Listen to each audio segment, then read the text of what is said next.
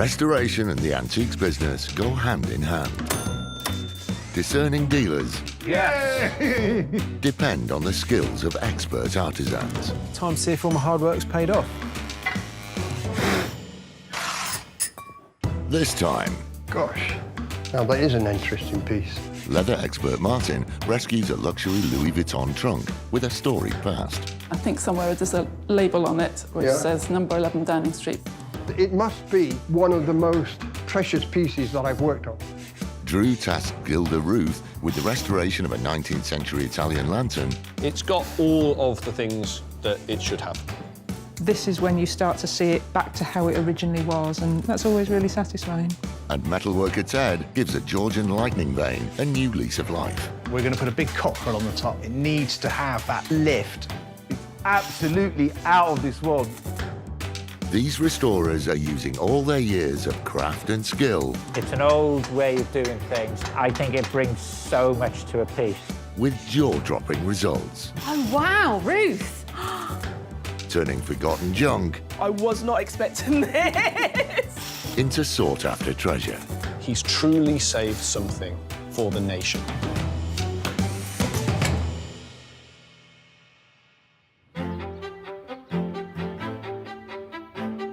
Martin Ashworth is a master leather restorer with a reputation that brings in business from far and wide. Today, the promise of an extraordinary new project has brought him all the way from Anglesey to rural Berkshire, where he's meeting regular clients Elizabeth and Simon at their home. After a recent fire in an outbuilding, they discovered a dilapidated family heirloom when sorting through the wreckage that requires some expert attention. Generally, I don't meet my clients. If they've asked me to come all this way, there's got to be something really special. It's important as a piece of family history, and we'd like to pass it on. So if anybody can do anything with this, it's going to be Martin. Gosh, now that is an interesting piece. Is this a family piece? Yeah, it is a family piece, but for the last 70 years, it's probably been on a roof or an attic. And then we sort of rescued it after the fire we had here, and we don't think it's been open for about 70 years. If I'm not wrong, it's Louis Vuitton. Well, we think it is too. Oh, wow. It belonged to Horace de Vere Cole, who was my great-uncle, and he had the dubious reputation of being a practical joker. When he died, it was sent to his sister. I think somewhere there's a label on it which says number 11 Downing Street, because she was married to Neville Chamberlain. No! And then she left it to my father. Gosh. Dating back to the late 19th century, this leather Louis Vuitton travel trunk once belonged to Elizabeth's great-uncle, eccentric aristocrat Horace de Vere Cole. A famous prankster, he had a penchant for impersonating prominent public figures that often got him in trouble. When he died, the trunk was sent to his sister Anne, wife of the then Chancellor and later wartime Prime Minister Neville Chamberlain. The 11 Downing Street address label survived the fire and is still clearly visible. The antique luggage has travelled the world and shows many signs of wear. Pieces like this can sell for upwards of £15,000, but for Simon and Elizabeth, it's worth far more as a piece of cherished family history. The handle has broken here. That's really why we sort of called you in. It's very, very delicate, isn't it? I mean, it's got the Vuitton logo on the top, so that's paramount that stays. Can we pick it up by the handle? Yeah, absolutely. You should be able to use it for what it was designed for. Have you ever looked inside it? These are papers that we found in the box when we opened it up, and I guess they've been here, well... Do these pertain to Horace? Yes, a lot of them are Horace's letters, and some of them are Mrs. Neville Chamberlain's letters as well. Gosh, this is a treasure in itself, isn't it? That's right. So these have only come to light since the fire? Yeah, Yes. more or less. Gosh, it's going to have to be treated with kid gloves. I mean, it's in a state, it's just been neglected, and it's dirty, and the brasswork is poor, the lock has been damaged, badly damaged. It's a treasure. I can't wait to get my fingers on it. All right, well, we're looking forward to that. It'll be a little darling. Thank you very much indeed. We'll see you out. I know he'll do a brilliant job. He always does a brilliant job. So it'll be fascinating to see the results. After a long drive back to Anglesey, Martin can begin his work on the illustrious piece of luggage. It must be one of the most precious pieces that I've worked on. You've got to get this right first time. You don't get any second chances. He removes the broken lock, There we go. then sets about cleaning the dry and smoke-damaged leather using a homemade cleaner conditioner containing beeswax and glycerin. So we'll just start in the top corner here. Then we'll just start to... It will dry slightly lighter, but you can see it's gathered that warm sort of conquery colour.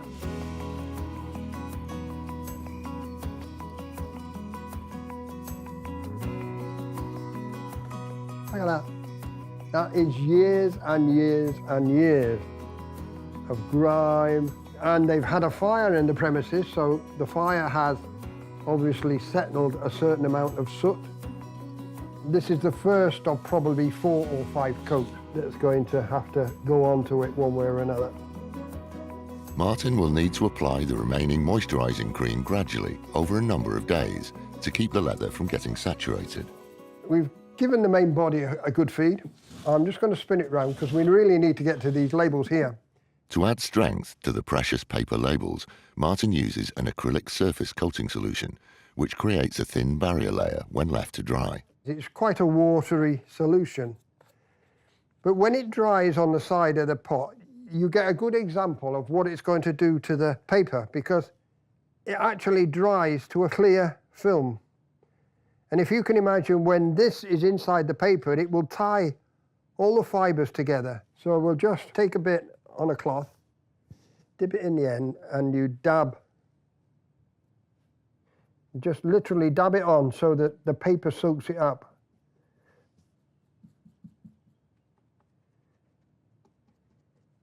So I'll go on to the main label now, which I would call the money label, really, at the end of the day. It's one that we can't afford to damage.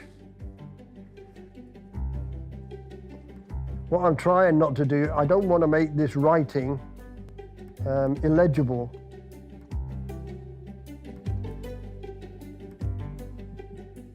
And that's literally all I'm going to do. Now that's soaked in enough, and it's soaked in very well. Now when that dries, everything is going to be fixed in place. The precious Downing Street label may be preserved, but Martin has a way to go before this trunk is fit for office.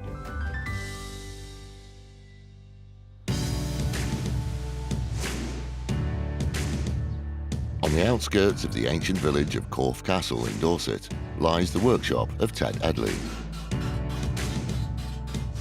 From copper to steel and everything in between, his mastery of metal makes him a valuable asset to any dealer. And today, Shere Khan is about to arrive with a new project. So Shere Khan, he buys from everywhere. He buys from all over Europe, all over England, and so you never know what you're going to get. It could be anything. You all right, Ted? Hello, Shere Khan. How you doing? They dropped off a package for me.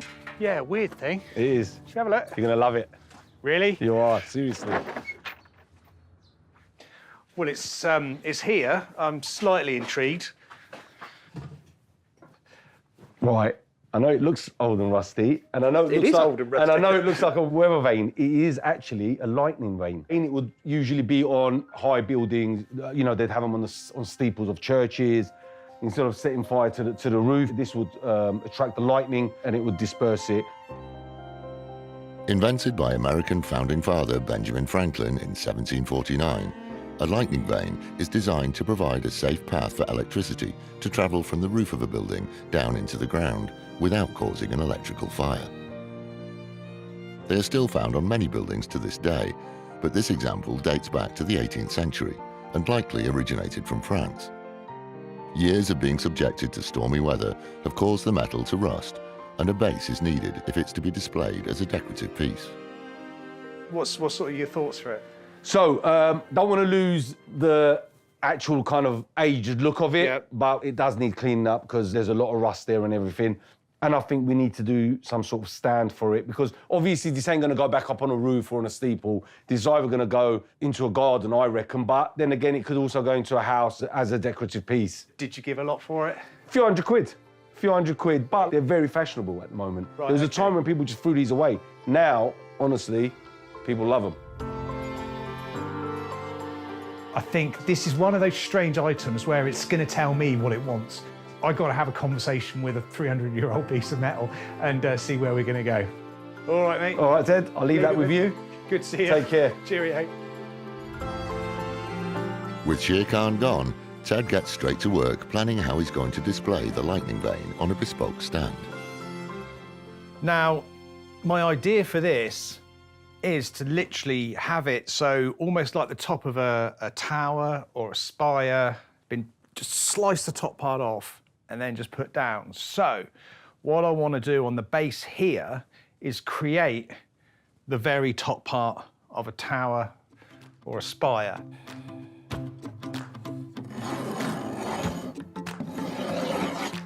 Ted marks out an octagon onto a piece of wood, providing a template for the design of the spire.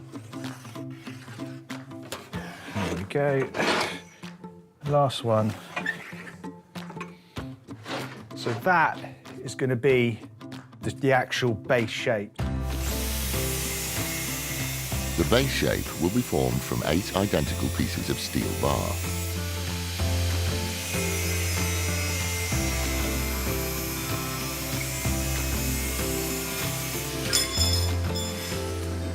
Which are then arranged onto the template, ready for welding.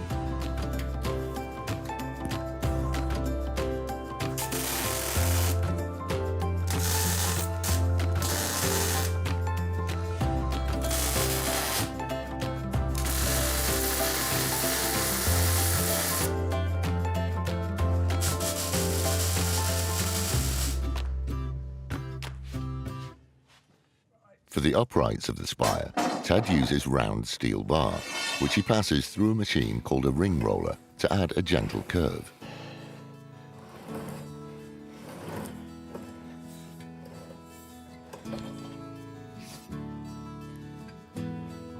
Do you know, that is the subtlest of bends. I reckon we'll go with that.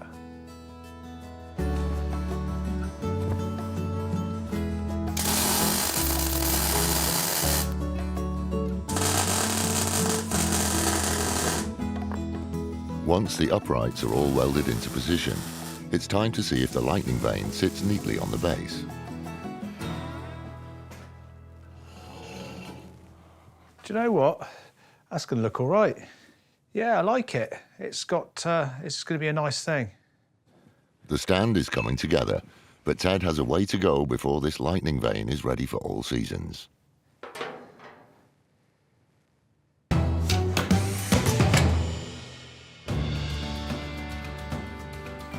At his studio on the Isle of Anglesey, leathersmith Martin is restoring an antique Louis Vuitton trunk, with the added pressure of knowing that it's a precious piece of his client's family history. He's cleaned and fed the leather and must now repair the broken handle if the trunk is ever to be functional again. It's literally broken off one side completely and is virtually torn off on the other side here. Obviously, I've got to keep the original because it's got Vuitton written all over it. So I'm going to have to come up with a fix to keep the original handle anchor, but to make the handle work. Martin cuts away the stitching on the handle anchor using a sharp blade, being careful not to mark the leather. There you go. So we'll just gently push it through. There you go. Now, these two have to be preserved purely because of that writing on there. The original leather is too weak to support the weight of a heavy case, so Martin has come up with a plan to bolster its strength.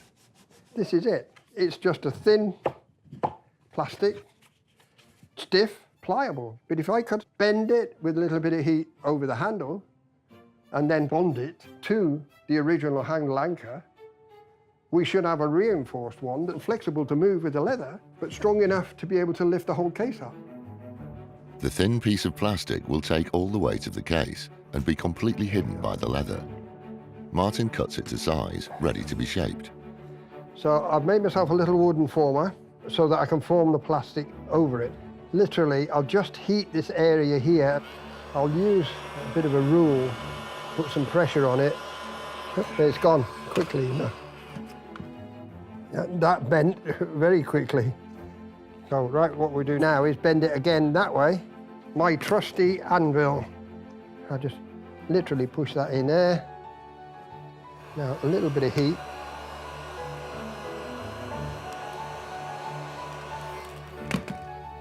And we've got to do the same thing again on this side.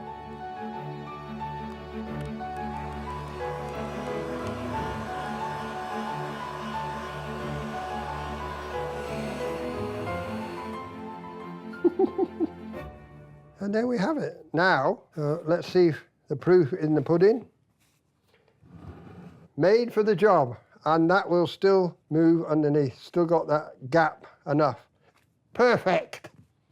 Martin secures the leather to the plastic with cobbler's glue, a modern adhesive that bonds in seconds. You can still see now the handle will move underneath when it's fitted in place. And there we have a new handle anchor, trimmed up, coloured up, and you won't know it's there.